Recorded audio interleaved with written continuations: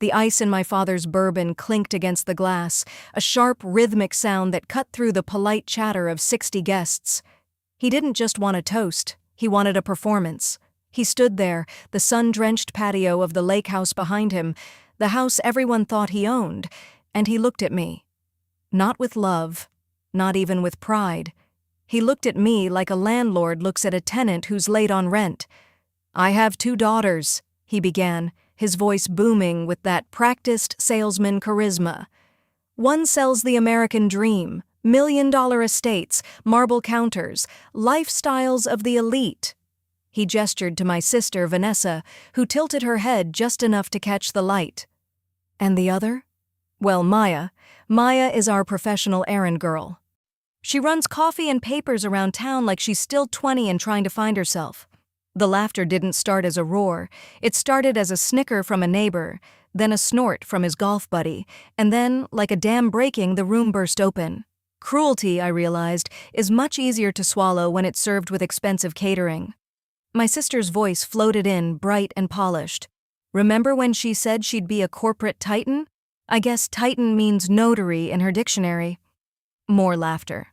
My mother leaned against the buffet table, her lips curled in that tiny smirk she used when she wanted to wound me without taking responsibility for the blood. "Some kids just never grow up," she whispered to the woman beside her. Even my teenage nephew asked if I was still living off dead people's signatures. I set my glass down on the stone counter. I did it so carefully, so precisely, that not a single drop of water escaped. Nobody noticed me step back into the shadows. Nobody noticed that my father had just mocked the one job he didn't understand. And most importantly, nobody noticed that the very floor they were standing on, the very roof over their heads, was currently held together by a system they had spent the last decade ignoring. They saw an errand girl. I saw a collapsing infrastructure. Before I tell you exactly how I let their world freeze, and why my father's 60th birthday was the last time he ever felt powerful, I want you to tell me, what time is it for you right now, and where are you watching from? I'm curious to see how far the ripples of this story will travel. I didn't leave the party in tears. That's what they expected. They expected a scene, a door slam, a dramatic exit that would prove I was unstable or emotional. Instead, I left with my shoulders straight, my leather briefcase over my arm, and my keys already in my hand. The drive back to my apartment in DuPage County took exactly 23 minutes. By minute 10, the humiliation had burned itself into something much colder than anger. It had become a calculation. You see, my family thinks I run papers. In their world, if work doesn't involve a corner office or a commission check with 5 zeros, it isn't real. Vanessa stages lives for rich strangers. My father consults, which is a polite word for golf and networking. But me? I am a mobile notary and legal records courier. I handle the unglamorous, high-stakes plumbing of the legal world. I deal with time-sensitive probate filings, escrow amendments, power of attorney verifications, and trust compliance. I spent years learning the boring parts of money that flashy people ignore because they think the machine just runs itself. I've spent my nights in rehab hospitals witnessing signatures for dying men who didn't want their kids to fight. I've spent my mornings at the county clerk's office fixing corrective deeds because some high-paid attorney forgot a middle initial. I know how systems work because I am the person people call when those systems break. And 3 years ago, my grandmother, the real architect of the sterling wealth, knew that better than anyone. When her memory started to fray at the edges, she didn't call the successful realtor or the charming son. She called me. She told me, "Maya, the rest of them sign things to feel important. You read things to be safe. I need you to be the safety." She moved the lake house, the investment accounts, and the primary family trust into a structure managed by an outside fiduciary. I wasn't the owner, I didn't want their money, but I was the designated operations contact. In the eyes of the law, I was the one authorized to submit compliance renewals, verify occupancy certifications, update tax mailing info, and, most importantly, reauthorize the automated disbursement instructions every 12 months. It was technical, it was tedious, And it was exactly why my parents' lights stayed on, why their property taxes never went into delinquency, and why my father's truck loan never triggered a red flag. As long as I chased them for signatures and filed the paperwork, they got to live in a fantasy where they were self-made. A week before the party, the system began to pulse red. The annual trust verification was due. This wasn't a suggestion, it was a hard deadline. I had emailed my father 3 times. Subject: urgent, trust compliance packet, signature required. I had texted my mother, "Mom, the trustee needs the occupancy affidavit signed by Friday or the residential account freezes. Please check your mail." My father's response? Nothing. My mother's response? "Busy with the party, Maya. Don't be so dramatic. Just handle it." They thought handling it meant I would forge a signature or beg the trustee for an extension or find some loophole because I was their errand girl. They didn't realize that in the world of high-level fiduciaries, there are no favors. There is only the file. That night, after the party, I sat at my kitchen counter. I opened my laptop. I stared at the final notice from the trustee's office. Deadline: Friday, 5 p.m. Status: incomplete. I looked at the photos Vanessa had just posted on Instagram, a picture of the party with the caption, "Celebrating the king of the Sterling legacy. Family is everything." In the background of the photo, you could see me, blurred, standing near the trash cans, looking at my phone. "A joke," he called me. I drafted one more email. My fingers didn't shake. Final reminder: annual trust compliance remains incomplete. If the residency affidavit and linked account verifications are not received by tomorrow at 5 p.m., all automated residential disbursements will suspend. This includes mortgage drafts, insurance premiums, and utility autopay. I will no longer be following up on this matter. I CC'd both parents. I did not CC Vanessa. I hit send, and for the first time in 10 years, I turned my phone off before midnight. Friday was a beautiful day for work. I notarized a power of attorney in Elmhurst. I dropped off 3 filings at the county clerk. Every person I met, attorneys, clerks, paralegals, greeted me by name. "Maya, thanks for catching that error on the deed," one said. "You saved us a month of headaches." I moved through a world of competence, a world where details mattered.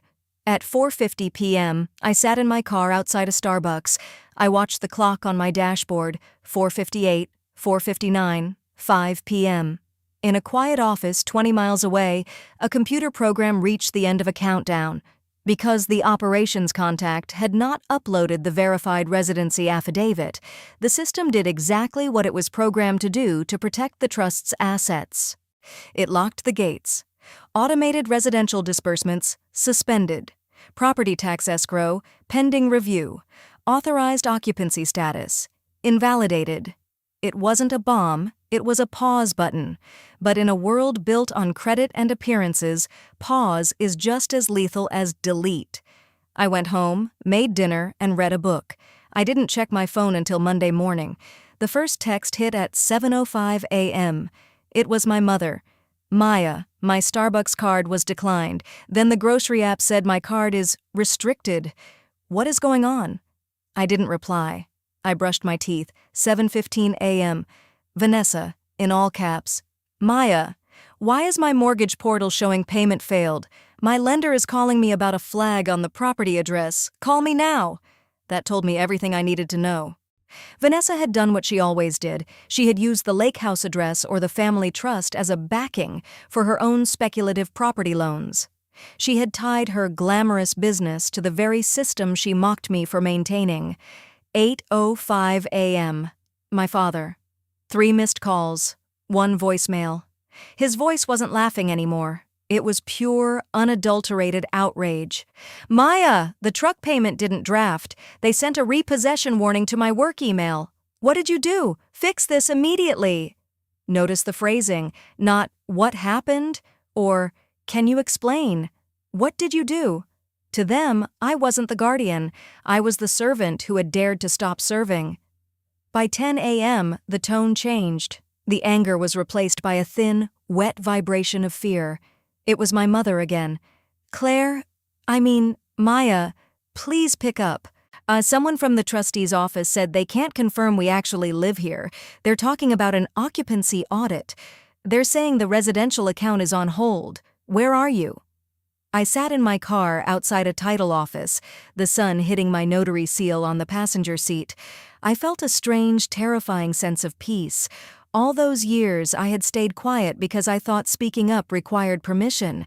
I thought I had to earn my place at their table, but systems don't care about seats at the table. They don't care who tells the best jokes or who wears the most expensive watch. Systems care about who signed, who filed, who answered. My family had laughed at the girl who handled the paperwork. Now the paperwork was laughing back. But this was just the beginning. They thought this was a clerical error. They didn't know that my father had been hiding something much darker behind that lake house, a secret that, once the trust audit went deep, would threaten to put him in a place much smaller than $1 million estate. And Vanessa? She was about to find out that building an actual business is very hard to do when your credit score drops 200 points in a single weekend. By Tuesday morning, the Sterling family's curated excellence was no longer a lifestyle. It was a crime scene. It started with the small things, the things people like my father think are clerical. But in the United States, your life is a series of interconnected nodes, and if you cut the power to the central hub, every light goes out. My mother's credit cards didn't just stop working at Starbucks. Because the trust residential account, the primary source of their household maintenance funds, was frozen, the automated clearinghouse, ACH transfers for her vanity accounts failed. The bank's fraud detection system flagged the sudden lack of liquidity. By noon, she couldn't even pay for the dry cleaning that held her society dresses. But Vanessa? Vanessa was facing a much more expensive fire. And she had used the lake house, the one my grandmother had protected in a strictly managed trust, as a secondary collateral point for a bridge loan on a luxury condo development in Naperville. She had signed documents claiming she had equitable interest in the property, but because the trust verification failed, the underwriters at her bank did a deep dive. They realized she didn't own the property.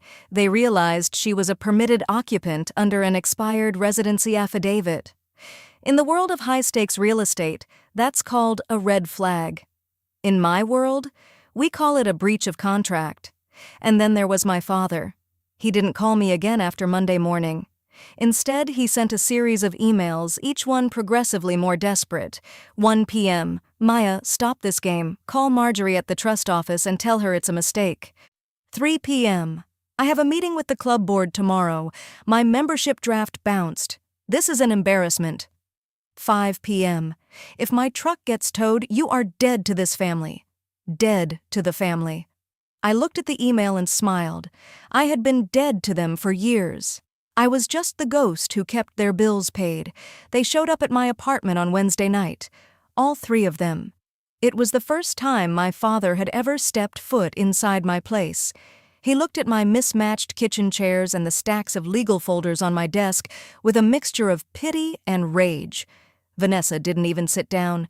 She paced my small living room in heels that cost more than my monthly rent, her phone buzzing every 30 seconds. "Fix it," my father said. "No, hello. No, I'm sorry for what I said at the party. Just a command." I didn't get up from my desk. I was currently finishing a mobile notary log for a client in Wheaton. I didn't even look up. "I can't fix reality, Dad. I sent the warnings. You ignored the process. Now the process is happening to you."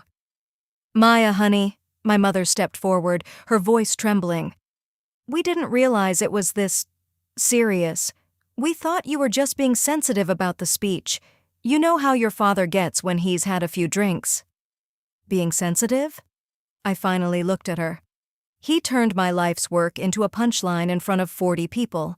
He told everyone I was a failure because I don't sell marble kitchens. And while he was doing that, he was standing on a floor that only stayed level because I filed the foundation permits 3 years ago. Vanessa stopped pacing. "Claire, Maya, whatever. Underwriting is freezing my commission. My reputation is on the line. If you don't call the trustee and vouch for the occupancy status tonight, I lose the Naperville closing." "Then you lose the closing," I said. The room went silent. I could hear the hum of my refrigerator. I am a notary. I am a records courier. My entire career is built on the fact that I do not lie for people. I do not vouch for things that haven't been verified.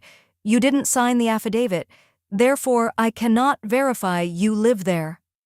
My father slammed his hand on my dining table. I am your father. You owe me your loyalty. Loyalty is a two-way street, I replied, my voice dropping to a whisper that felt heavier than his shout.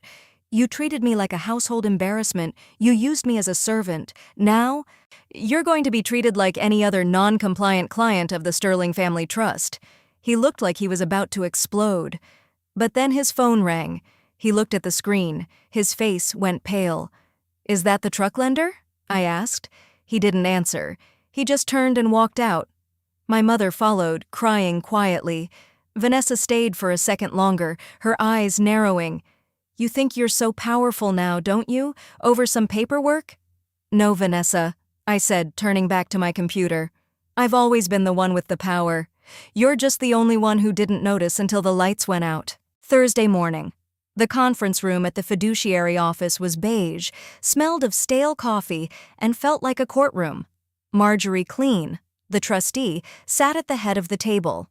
She was a woman who didn't care about golf buddies or million-dollar staging. She cared about the law. My father sat there, looking smaller than I had ever seen him. He had spent the morning trying to charm the receptionist, but here, in this room, his charm was useless. Mr. Sterling, Marjorie began, opening a thick folder. We are here because of a total failure of compliance, but during our internal audit triggered by the suspension, we found something concerning. She pulled out a document. I recognized it immediately. It was a loan application my father had submitted 6 months ago for his consulting business. You listed the lake house as an unencumbered personal asset, Marjorie said, her voice like ice. But this house is owned by the trust. You are a beneficiary with a right to occupy, not an owner with the right to leverage. By using this address to secure personal debt, you have violated the primary articles of your mother's trust. The room felt like the air had been sucked out of it. My father tried to speak, but only a dry rasp came out. Furthermore, Marjorie continued, the only reason this wasn't flagged earlier is because our operations contact, Maya, has been manually correcting your filings for years. She has been shielding the trust from your clerical errors. But since she ceased her protective oversight last Friday, the system caught everything. My father looked at me. For the first time in 32 years, and he didn't see an errand girl. He saw the person who had been holding his entire world together with her bare hands, and he saw that those hands were now folded neatly in her lap. What happens now? My mother whispered. The trust remains, Marjorie said, but the discretionary funds are being restructured. Mr. Sterling, you will be required to vacate the ownership claims on your business filings. You will pay the back taxes out of your personal accounts. And Maya, Marjorie looked at me. As the only competent administrator in this family, the trust is offering you a formal, paid position as the lead fiduciary advisor for the Sterling assets. You will no longer chase them. You will command them. I didn't take the job because I wanted to rule over them. I took it because I wanted to ensure that my grandmother's legacy wasn't flushed away by people who preferred chandeliers to floorboards. The fallout was real. Vanessa lost the condo closing. Her actual business took a massive hit, and she had to move into a smaller apartment, one without a marble kitchen. My father sold the truck.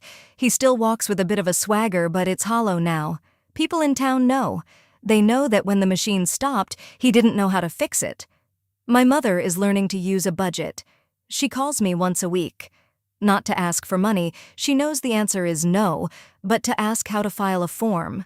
She finally realized that "some kids never grow up" wasn't a description of me.